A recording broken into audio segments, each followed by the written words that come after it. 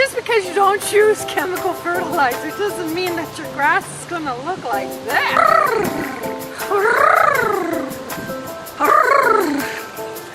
I'm more like a Jurassic Park animal. Let's talk about the C word, chemicals. We all know how bad they really are for us, but we're not considering how bad it is for our animals. They're lower to the ground. They're more exposed to it. They're not wearing shoes. They're not wearing socks. They don't have lovely dresses. Or pants, too. Well, some do, but not really to protect them from these chemicals. They don't take the showers daily to wash off the chemicals like we do. Well, except for cats who lick themselves. But what they're doing is they're licking the chemicals to ingest. Fertilizer, the worst. A silent killer. Beautiful little animals. Sweet, adorable animals who do nothing but love us unconditionally. They're lowered to the ground.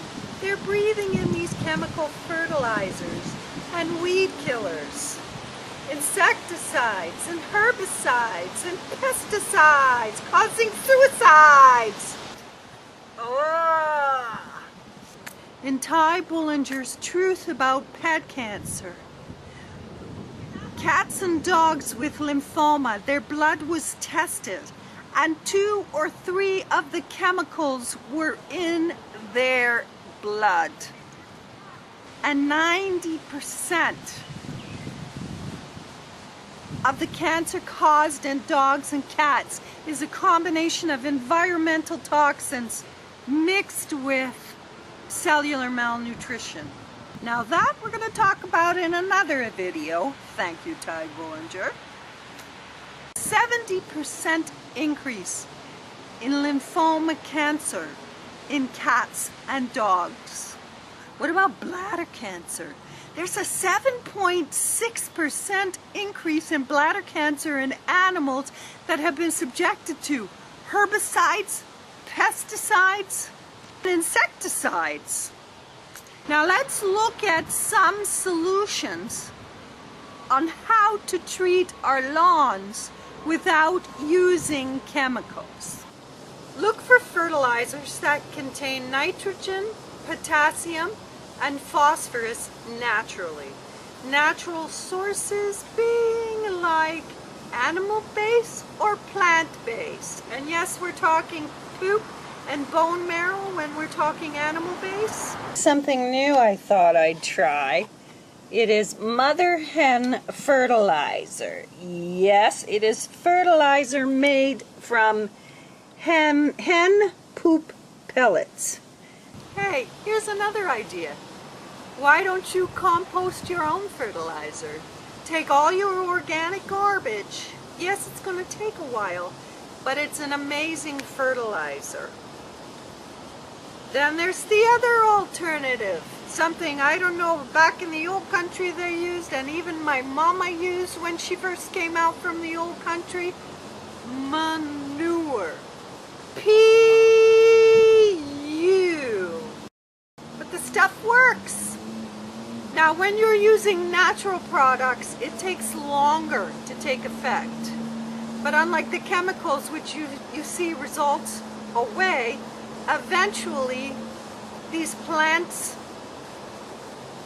build up a resistance to them and the weeds come back even stronger. Another way to kill weeds is pour boiling water on them. If that doesn't work and you're going to the store to buy some sort of weed killer, look for one that's vinegar based. But you can make your own solution at home. Vinegar, soap, and for those extra invasive weeds, add some salt because the salt kills all the moisture out of the weed.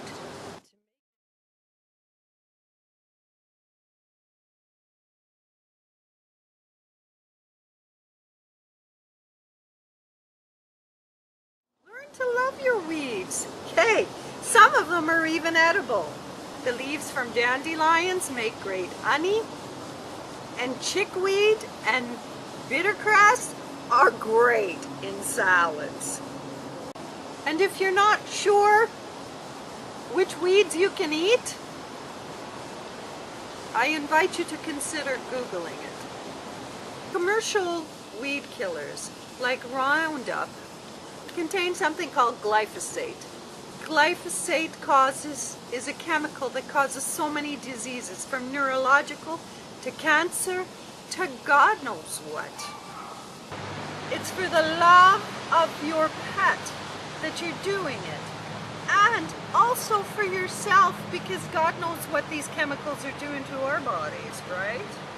You and your pet can roll around the grass free, free, free,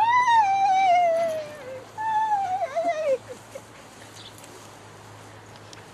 Your animal will love you for it. Chemical free! And you're gonna live a happy, long, healthy life along with your beautiful pet, living a healthy life as long as pets can live naturally. That's it for